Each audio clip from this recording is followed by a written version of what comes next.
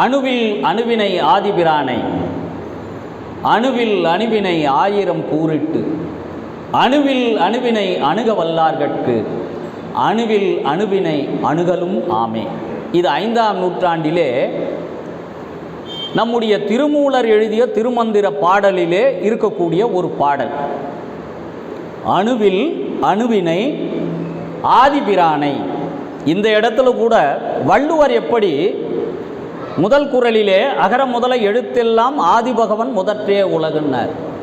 ஆதிபகவன் என்பது சமண சமயத்திலே முதல் தீர்த்தங்கராக இருந்த ரிஷபதேவர், அவருக்கு இன்னொரு பெயர் ஆதிநாதர். சமணர்கள் அது தங்களுடைய நூல் என்பதற்காக ஆதிபகவன் என்ற ஒரு கடவுளை அவர் சொல்வதினால் அது எங்கள் சமயத்திற்கு சார்ந்த நூல் என்று அவர்கள் உரிமை கொண்டாடுவார்கள். இயற்கை நேசிக்கக்கூடியவர்கள், கடவுள் மறுப்பாளர்கள், ஆதிபகவன் என்பது சூரியனை குறிக்கும் என்று அவர்கள் தங்களுக்கு சாதகமாக அந்த நூலை எடுத்துக்கொள்வார்கள்.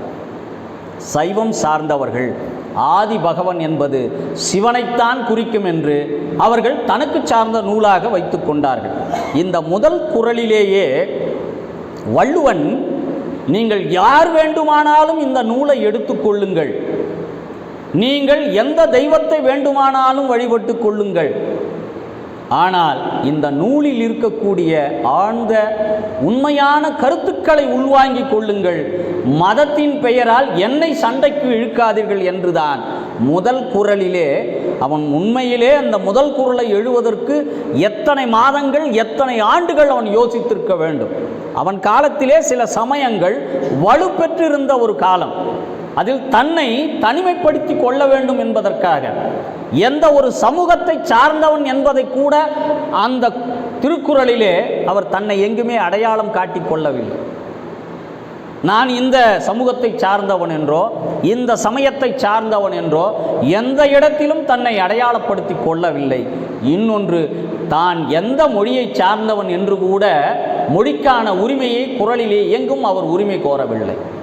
ஆனால் நாம் எப்படி அவரை புரிந்து கொள்கிறோம் என்றால், முதல் குறளிலே இருக்கக்கூடிய அந்த அகரம் ஆ என்ற எழுத்தின் அடிப்படையில் அவரை நாம் உள்வாங்கிக் கொள்கிறோம். பின்னால் வந்த நம்முடைய ஔவையார் அதிலே அணுவில் அணுவினை ஆதிபிரானை, அடுத்து வந்த ஔவையார் அணுவை துளைத்து ஏழ்கடலை புகட்டி குறுகத் தரித்த குறள். முதல்ல ஜான் டால்டன் என்ற விஞ்ஞானி அணு என்பதை அவர் கருத்தியலை முன்வைக்கிறார். அதற்கு முன்னால் கிமு 450 கிரேக்க தத்துவஞானி டெமாக்ரட்டிஸ் என்பவர் தான் அணு என்கிற கருத்தியலை முன்வைக்கிறார். அதற்கு பின்னாலே ஜான் டால்டன் என்ற ஒரு விஞ்ஞானி இந்த உலகில் இருக்கக்கூடிய பொருள்கள் எல்லாம் அணுக்களால் ஆனது, இந்த அணுக்களை உடைக்கவோ பிரிக்கவோ முடியாது என்று ஒரு கருத்தியலை முன்வைக்கிறார். அவருக்கு பின்னால் வந்தவர்கள் எர்னஸ்ட் ரூதர்போர்டு என்பவர் தான் அந்த அணுவை பிளக்க முடியும் என்ற கருத்தியலை முன்வைக்கிறார். அதற்கு பின்னால் அணுவுக்குள்ளே புரோட்டான், நியூட்ரான், எலக்ட்ரான் என்ற உட்பொருள்கள் அந்த கருவிக்குள்ளே இருக்கிறது என்பதை கண்டுபிடித்து சொல்கிறார்கள். ஆனால் 5ஆம் நூற்றாண்டிலே நம்முடைய திருமூலர் என்ன சொல்கிறார்? அணுவிற்குள் அணுவினை ஆதிபிரானை, ஆதிபிரான் என்பவன் அணுவிற்குள் அணுவாக இருக்கிறான் என்று அணு என்கிற வார்த்தையே உலகிற்கு முதலாக கொடுத்தது நம் தமிழ் சமூகம்தான். வேறு எந்த சமூகத்திற்கும் அது உரிமை கொண்டாட முடியாது. இப்பொழுது தலைப்பிற்குள் வருவோம். 57 இதுவரை சொன்னதெல்லாம் தமிழினுடைய சிறப்புகளில் ஒரு சிலவற்றை எடுத்து சொல்லியிருக்கிறேன். இப்போ தலைப்பு 57வது அதிகாரம், வெறு வந்த செய்யாமை. வெறு என்று சொன்னால் என்ன? நிறைய பேருக்கு மற்ற தலைப்புகளெல்லாம் எளிதாக புரிந்துவிடும் வள்ளுவர்து. இந்த 57வது அதிகாரம் என்னன்னா, வெறு என்றால் அச்சம் என்று பெயர். வெறு வந்த செய்யாமைனா குடிமக்கள் அச்சப்படும்படியாக செயல்களை செய்யாது இருத்தல். யாரு? ஒரு ஆட்சியாளனோ ஒரு மன்னனோ. அந்த காலம் என்றால் மன்னன், இந்த காலம் என்றால் ஆட்சியாளர்கள். குடிமக்கள் அச்சப்படும்படியாக எந்தவித செயல்களும் செய்யாமல் இருத்தல். ஒன்று, 2 வரம்பு மீறி செயல்படாது இருத்தல். ஆட்சியாளனுக்கு தனக்கு அதிகாரம் இருப்பது என்பதற்காக 500 கோடிக்கு ஒரு அதிபர் மாளிகை, சதாம் ஹுசேன் மாளிகையை விட ஒரு மிகப்பெரிய மாளிகையை ஒரு முதலமைச்சர் கட்டி மகிழ்ந்து வாழ்ந்திருக்கிறார். பல 100 ஆண்டுகளுக்கு முன்னால் இல்லை, நம்முடைய பக்கத்து மாநிலத்தில் ஒரு முதலமைச்சருக்கு ஒரு மலையை குடைந்து மக்களுடைய வரிப்பணத்திலிருந்து எடுத்து 500 கோடிக்கு மாளிகையை கட்டியிருக்கிறார். எந்த ஒரு ஆட்சியாளனுக்கும் இந்த மக்கள் கொடுக்கின்ற காலம் 5 ஆண்டுகள் தான், யாராக இருந்தாலும். இந்த 5 ஆண்டு காலத்தை இவர்கள் என்ன நினைத்து கொண்டிருக்கிறார்கள் என்றால், நம்முடைய வாழ்நாள் முழுக்க இந்த மக்கள் நமக்கு வாக்களிப்பார்கள் என்று நினைத்து ஆணவத்தினால், மமதையினால் இந்த காலம் முழுதும் நமக்கு தொடர்ச்சியாக இந்த மக்கள் வாக்களிப்பார்கள் என்று தவறான முடிவெடுத்து இன்றைக்கு மக்கள் முன்னால் அசிங்கப்பட்டு நிற்கிறார்கள். அந்த 500 கோடி மாளிகை பார்க்கின்ற பொழுது ஒரு மிகப்பெரிய சர்வாதிகாரியாக இருந்த சதாம் ஹுசேன் மாளிகையை விட வியப்பில் ஆழ்த்தும்படியாக இன்றைக்கு ஊடகங்கள் எல்லாம் அந்த படத்தை வெளியிட்டு கொண்டிருக்கிறார். அவர்களுக்கு உரித்தானது எதுவென்றால், இந்த 57வது அதிகாரமாக இருக்கக்கூடிய வெறுவந்த செய்யாமை. முதல் குறள், தக்காங்கு நாடி தலை செல்லா வண்ணத்தால் ஒத்தாங்கு ஒருப்பது வேந்து.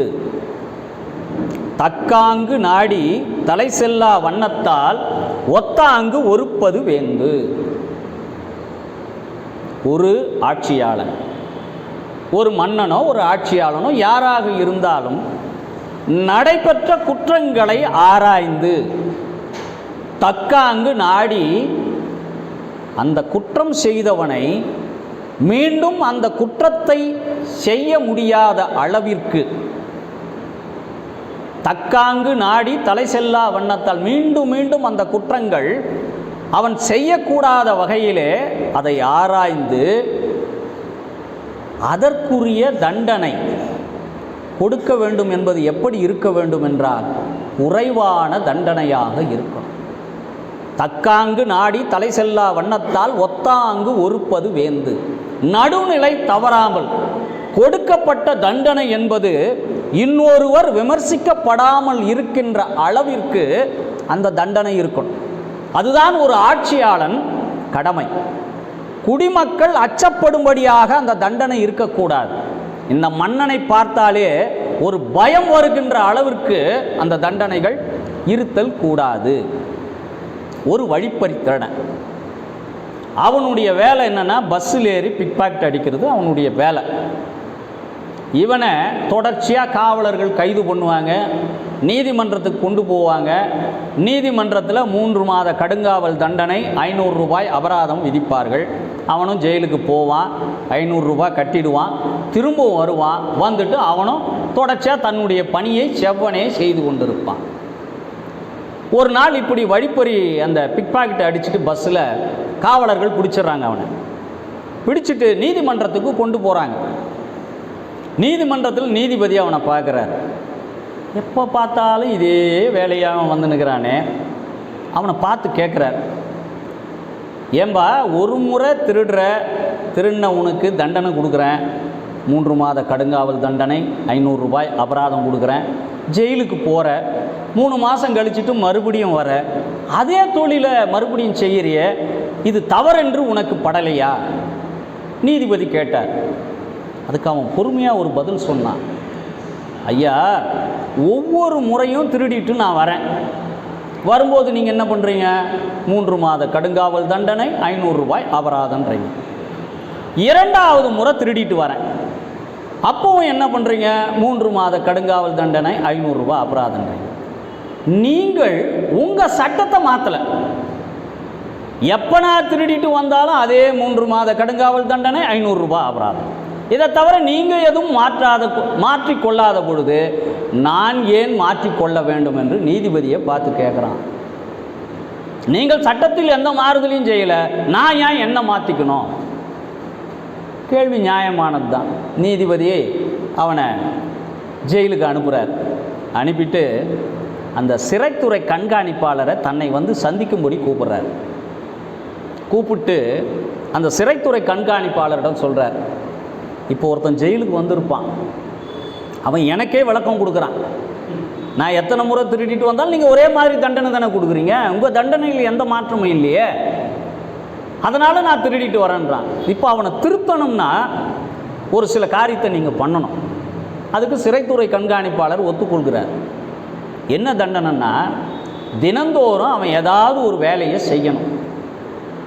வேலையை செஞ்ச உடனே அவனுக்கு 200 ரூபாய் தினந்தோறும் கூலி கொடுத்துருங்க. கூலி கொடுத்துட்டு என்ன பண்ணுறீங்கன்னா, அவனுக்கு இலவசமாக சாப்பாடு போடாதீங்க. காலையில் அவன் டிஃபன் எவ்வளோ சாப்பிட்டாலும் சிற்றுண்டி 50 ரூபாய், மதிய உணவு 100 ரூபாய், இரவு உணவு 50 ரூபாய். அவன் கஷ்டப்பட்டு வேலை செஞ்சால் மட்டும்தான் அவனுக்கு சம்பளம் கொடுத்து அவனுக்கு உணவு கொடுங்க. கூடவே என்ன பண்ணுறீங்கன்னா, இந்த பிக் பாக்கெட்டுக்கு திருடர் குரூப் இருக்கிறாங்க பாருங்கள், அவங்களையும் சேர்த்து ஒரே செல்லில் ஒரே அறையில் அடைச்சி வைங்க.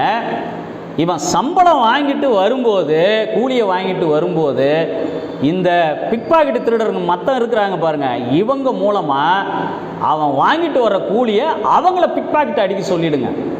அவன் ஒரு நாள் கூட உணவு சாப்பிடக்கூடாது, இலவசமாகவும் கேன்டீனில் நீங்கள் உணவை கொடுக்கக்கூடாதுன்னு கட்டளையிடுறார். இப்போ அவனை கூப்பிட்டு சிறைத்துறை கண்காணிப்பாளர் சொல்லிடுறார், தினந்தோறும் நீ வேலை செய்யணும்பா, வேலை செஞ்சால் உனக்கு சம்பளம், அந்த சம்பளத்தை கொண்டு போய் நீ உணவகத்தில் உணவு சாப்பிட்டுக்கோ, இல்லைனா உனக்கு உணவு கிடையாது. அவனும் அதுக்கெல்லாம் ஒன்றும் கவலைப்படலை, வேலை தானே செய்யணும்னு சொல்லிட்டு செஞ்சான்.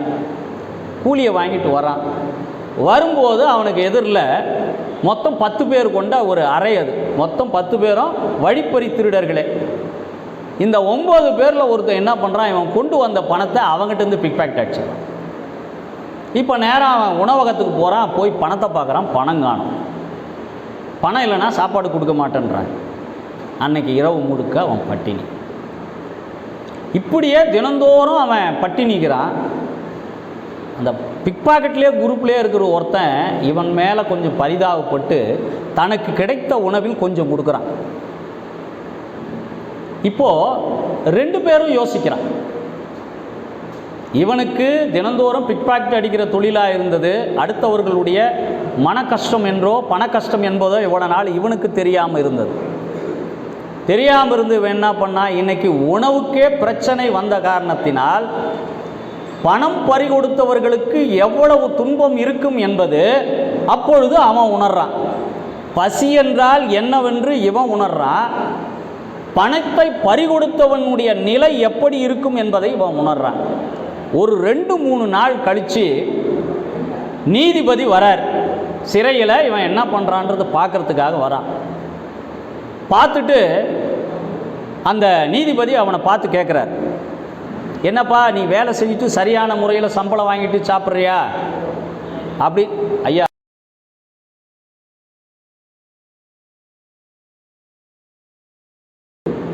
வேலைக்கு நீ கரெக்டாக சாப்பிட்றியா அப்படின்னு கேட்கும்போது அவன் சொல்கிறான், ஐயா வேலை செஞ்சு சம்பளம் கொடுத்தாங்க, சம்பளத்தை கொண்டுட்டு வந்து உணவகத்துக்கு போகிறதுக்குள்ளோ யாரோ என் பாக்கெட்டில் இருந்து பணத்தை அடிச்சிடுறாங்க. பணத்தை அடித்ததுனால எனக்கு உணவு கிடைக்கல. என்னை பார்த்து கேட்டியப்பா, நீ ஒவ்வொரு முறை திருடிட்டு வரும்போதும் 3 மாத கடுங்காவல் தண்டனை 500 ரூபாய் அபராதம். நீ இன்றைக்கு பசியினுடைய கொடுமை என்னவென்பது நீ உணர்ந்தாயா? ஐயா நிறையவே உணர்ந்தேன், பசி என்றால் என்னவென்று உணர்ந்தேன். அந்த பணத்தை பறிகொடுத்தவர்களுடைய மனநிலை எப்படி இருக்கும் என்பதை இப்பொழுது நான் உணர்ந்து கொண்டேன். அதனால் இனிமேல் எந்த காலத்திலும் நான் வழிப்பறி திருட்டிலே ஈடுபட மாட்டேன்.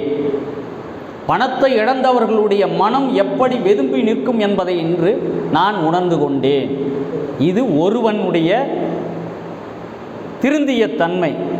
இன்னொரு 9 பேர் இருக்காங்க பாருங்க, அந்த 9 பேரும் பார்க்குறாங்க ஒரு பணத்தை பறிகொடுத்தவனுடைய நிலைமை எப்படி இருக்கிறது என்பதை.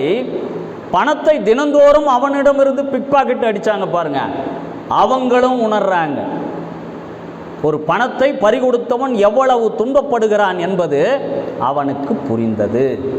இப்போ எளிதாக 2 அணிகளையும் திருத்துகின்ற ஒரு ஆற்றலை அந்த நீதிபதி தக்காங்கு நாடி தலை செல்லா வண்ணத்தால் ஒத்தாங்கு ஒருப்பது வேந்து என்ற குறளுக்கு ஏற்ப திருடர்கள் எப்படி திருந்த வேண்டும் என்பதை கடுமையான தண்டனைகள் கொடுக்காமல் அவர்கள் திருந்துவதற்குரிய ஒரு வாய்ப்பினை நல்கி அந்த சிறைத்துறை கண்காணிப்பாளர் மூலமாக அந்த 10 பேரையும் திருத்தியது தன்னுடைய மிக தீவிரமான நடவடிக்கையால் அல்ல, மிக சாதுரியமாக அந்த நீதிபதி செயல்பட்டு 10 பேரை திருத்தினார். இப்படித்தான் ஒரு ஆட்சியாளனும் மன்னனும் இருக்க வேண்டும்.